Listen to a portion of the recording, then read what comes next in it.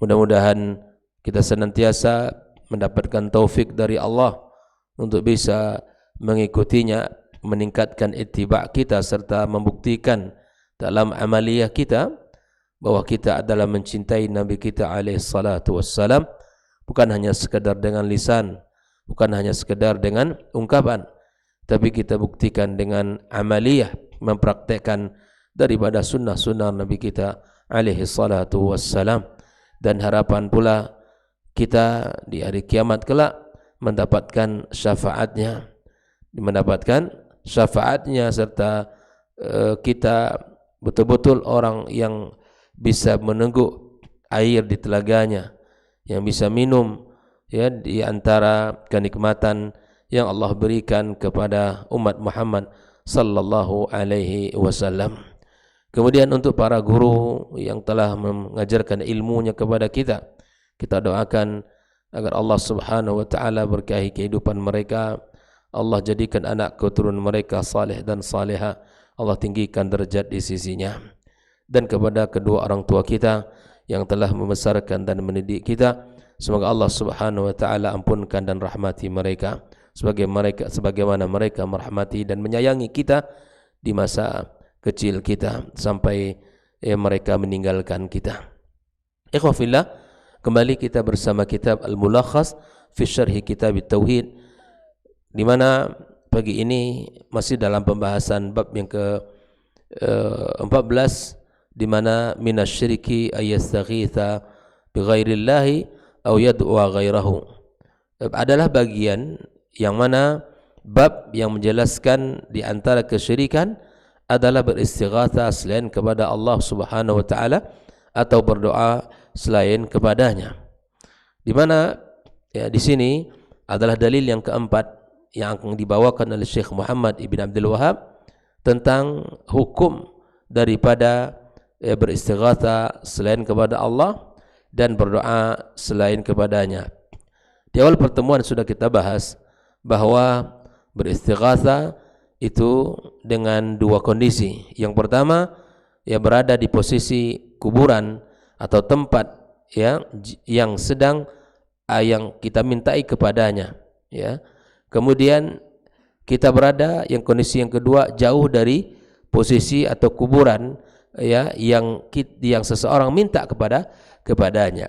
Maka di sini Allah Subhanahu wa taala menegaskan tentang sebuah hukum, keadaan dan kondisi orang-orang yang beristighatsah dan orang-orang yang berdoa selain kepada Allah Subhanahu wa taala.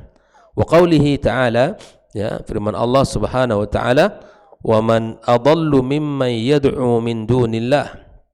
Ya, di sini dijelaskan wa man adallu, tidak ada orang yang paling berat kesesatannya, yang paling besar kesesatannya daripada orang-orang yang berdoa selain kepada Allah Subhanahu wa taala.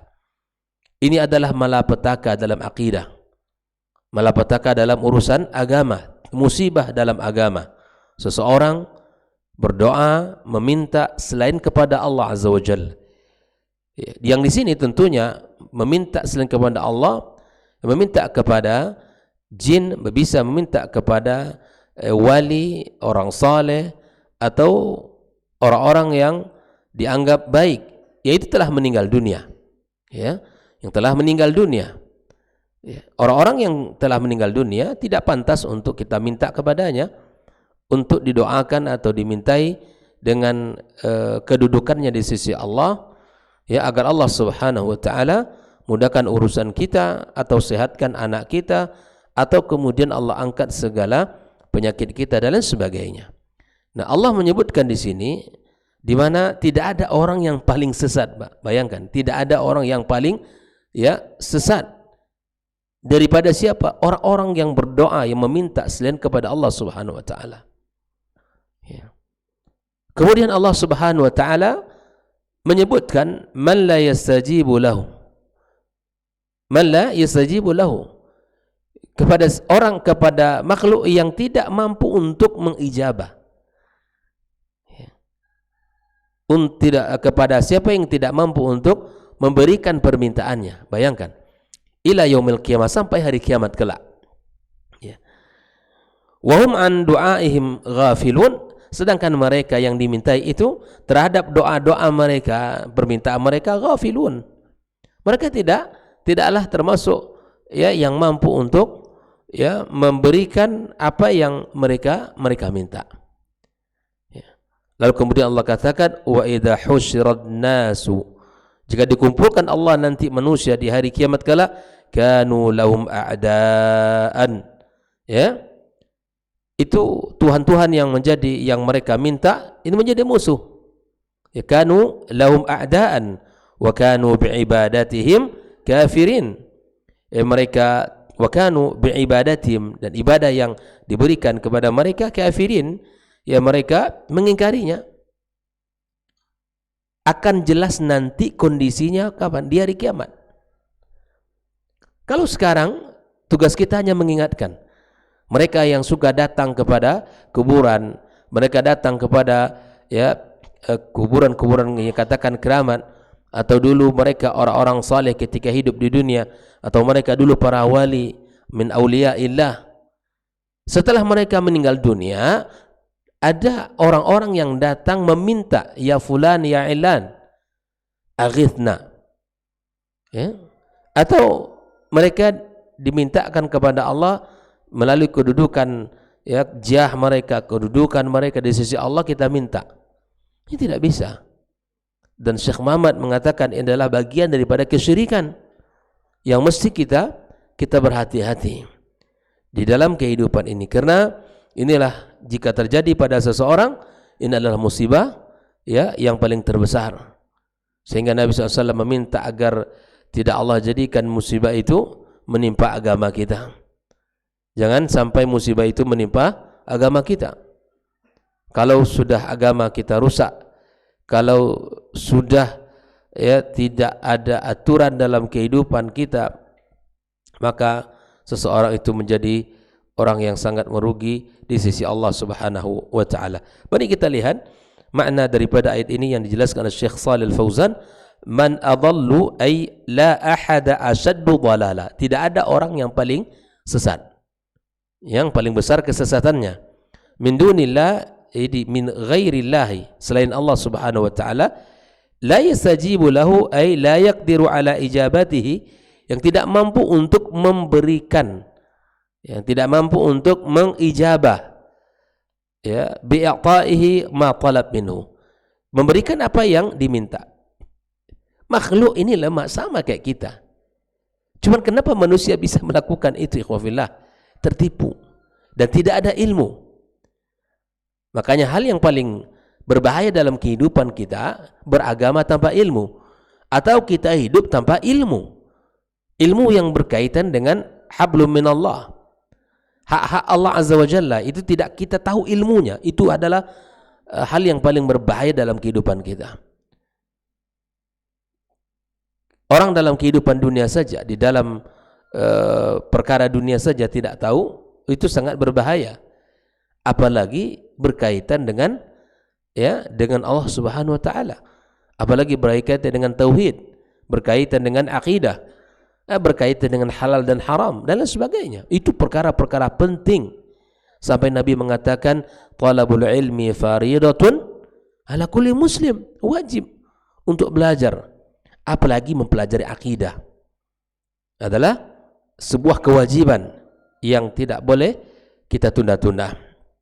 Nah, ikhwafillah rahimahullah, wahum di dalam ayat tersebut ay al-mad'uun, ya mereka yang disembah, yang dimintai, yang diistighatsahi, ya, an du'aihim ay doa man da'ahum minal musyrikin, doa-doa yang ditujukan kepada mereka ya dari orang musyrikin, maka sungguh mereka yang diminta itu tidaklah mengetahuinya, tidaklah tahu apa yang mereka ajukan kepadanya. Ghafilun la yash'uruna bidu'ai man da'ahum, mereka sungguh tidak merasakan apa-apa. Jelas ya, yang dimintai itu tak merasakan apa-apa yang dimintakan kepada mereka. Tidak tahu. Yang sudah mati, yang sudah meninggal dunia, mereka nggak tahu lagi ya. Makanya orang-orang yang datang ke kuburan, para ya kuburiyun, orang-orang yang meminta di situ, itu bertaubatlah kepada Allah Azza wa Jalla. Pahamilah itu bukanlah jalannya. Ya, bukanlah jalannya, memintanya kepada Allah, Sang Pencipta langit dan bumi dan pencipta kita seluruhnya.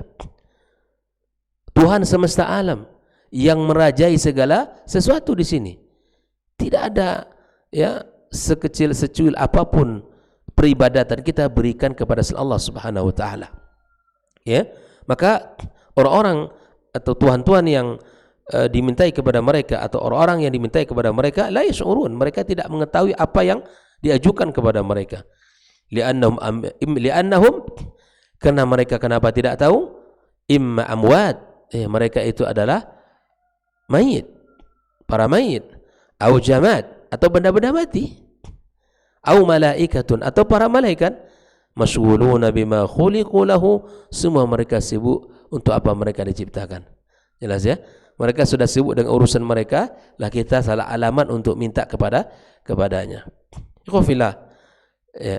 Kemudian wa idza husyirun nas, dalam ayat itu disebutkan ay jumi'u liyaumil qiyamah, apabila dikumpulkan Allah di hari kiamat. Ya. Jumi'u liyaumil qiyamah.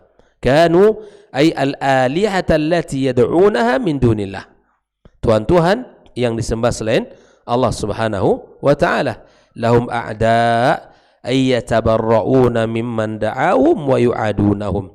Mereka makhluk yang dimintai di dunia ini, ya, baik itu patung, baik itu apapun namanya, maka mereka itu nanti di hari kiamat kelak, ya, membebaskan dirinya dari apa yang kalian minta itu. Bayangkan.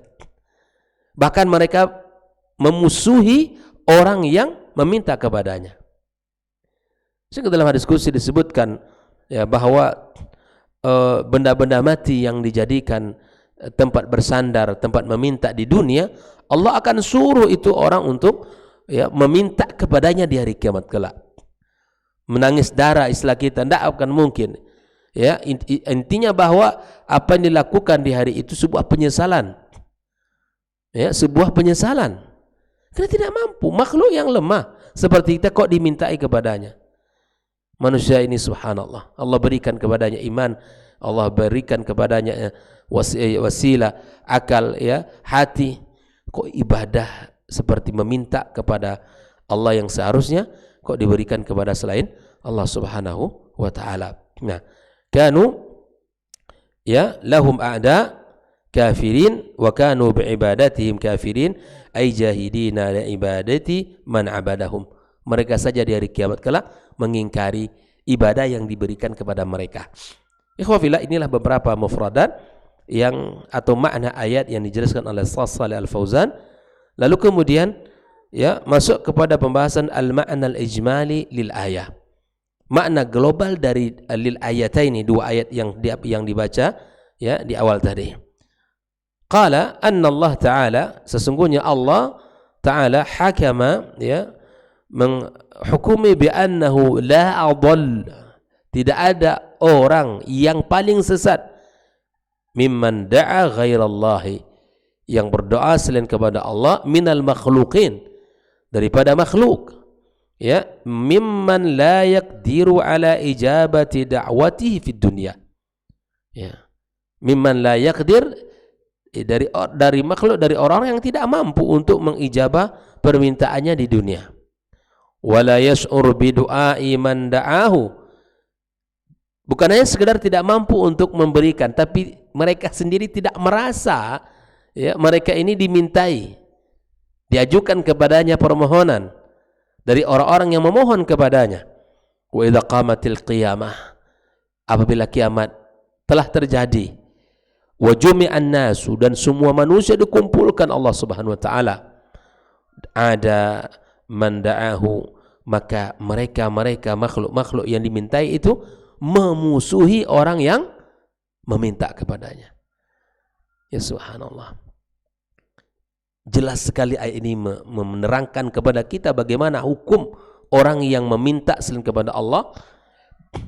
Ya, bukan sekadar mereka tidak mampu memberikan permintaan kita, tapi di hari kiamat mereka memusuhinya. Ya. wa tabarra'a min, dan membebaskan diri dari apa yang mereka minta. Falaisa hadzal musyrik illa fi nakidin fid daraini. Maka pelaku musyrik ini tidaklah dia mendapatkan kecuali ya kesusahan dan kesulitan di dunia dan di akhirat kelak. La yahsul ala ijabatin fid dunya, tidak mendapatkan apa yang ia minta di dunia, wa tujhadu ibadatuhu fil akhirah, dan ibadah yang ia lakukan itu diingkari oleh makhluk yang dimintai. Ya, bayangkan itu. Dan mereka tidak pernah merasa diajukan kepadanya permohonan, dan mereka mengingkari apa yang dilakukan untuk mereka. Ahwaj ma yakunu ilayh, sementara orang yang melakukan meminta-minta beribadah kepada selain Allah sangat lebih butuh di hari kiamat kelak dengan ibadahnya. Bayangkan ikhwafillah. Kalau kita sudah tahu bahwa pertama orang meminta berdoa kepada selain Allah itu adalah orang yang paling sesat. Tidak ada orang yang paling tersesat di dunia ini. Yang kedua, bahwa orang makhluk yang dimintai mereka tidak mengetahui dan tidak merasakan apa yang diajukan kepada mereka. Kemudian di hari kiamat kelak mereka memusuhi orang-orang yang meminta kepadanya, dan kemudian mereka yang mengingkari apa yang dilakukan ibadah untuk mereka itu sendiri. Bayangkan, Allah sudah seterang-terangnya menjelaskan di dalam ayat ini tentang kondisi yang sangat dahsyat di hari kiamat itu. Lalu kemudian Syekh Shalih Al-Fauzan menyebutkan munasabatul ayatani lil bab, ketersesuaian dua ayat ini dengan bab yang sedang dibahas. Anna fihima, beliau mengatakan sesungguhnya pada dua ayat tersebut al-hukma ala man da'a ghairallah, hukum yang telah ditetapkan Allah terhadap orang yang berdoa selain kepada Allah, bi annahu adhalludz dhalin, yaitu orang yang paling tersesat, wa anna du'a ibadatun, sesungguhnya doa itu adalah ibadah, faman sarafahu li ghairillah fahuwa musyrik, maka apabila doa itu diberikan selain kepada Allah maka dia termasuk kepada musyrik. Ya, jangan bermain-main, ya, jangan menganggap hal ini perkara remeh dalam agama kita. Naam, ma yustafadu minal ayataini, apa yang bisa kita ambil faedah dari dua ayat yang sudah kita baca tadi. Yang pertama, anna du'a ibadatun, sesungguhnya doa itu adalah ibadah kepada Allah Subhanahu wa taala. Faman da'a ghairallahi, ya barang siapa yang berdoa selain kepada Allah, faqad asyraka asyirkal akbara, maka sungguh telah melakukan kesyirikan besar. Ingat, yang meminta selain kepada Allah maka telah melakukan kesyirikan besar.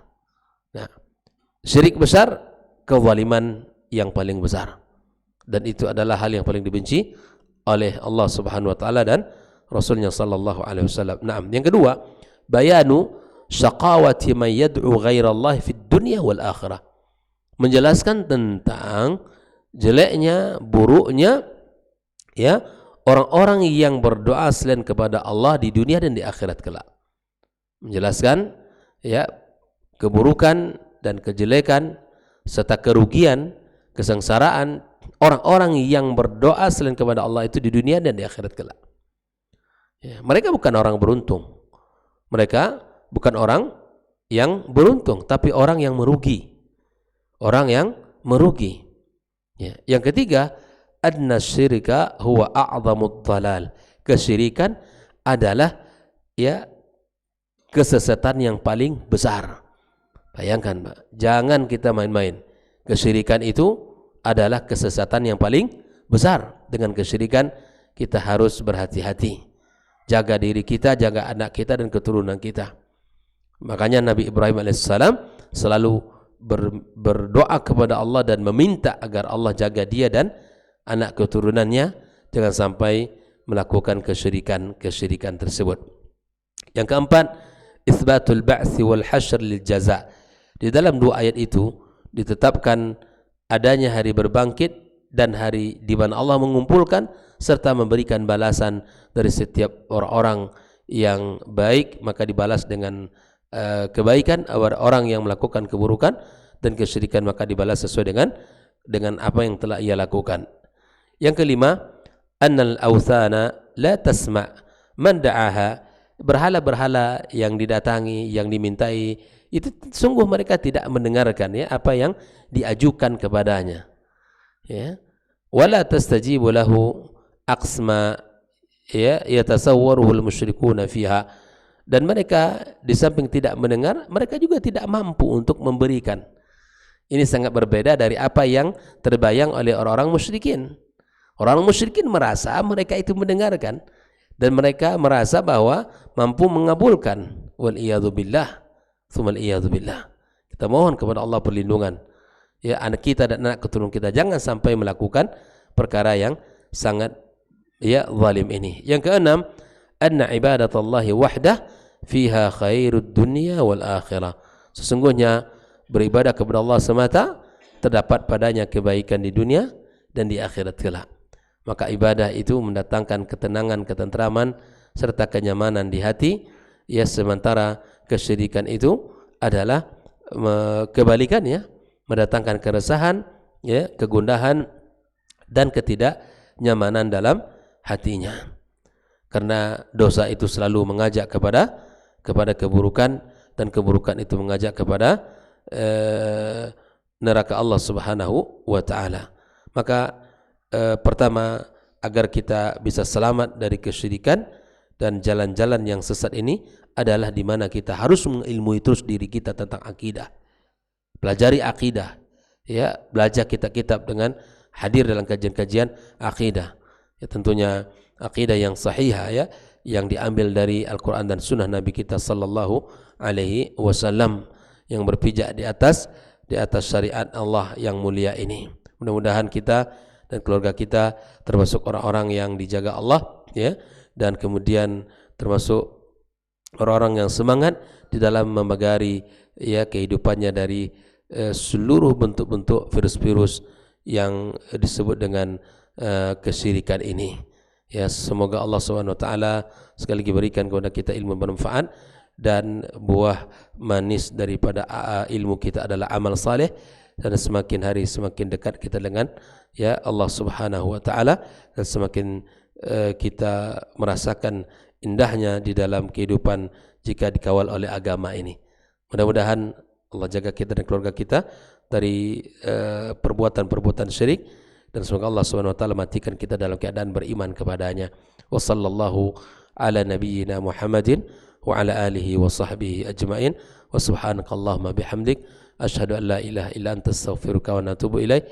Wassalamu alaikum warahmatullahi wabarakatuh.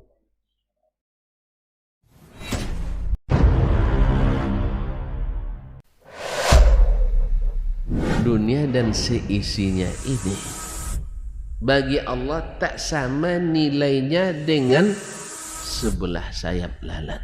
Barang siapa yang beramal untuk akhiratnya, Allah akan cukupkan baginya urusan dunia. Sayati zamanun 'alan nasi as-sabiru fihim qalqabit al-jamarah. Akan ada satu masa di akhir zaman yang berpegang teguh dengan agamanya seperti orang yang sedang memegang bara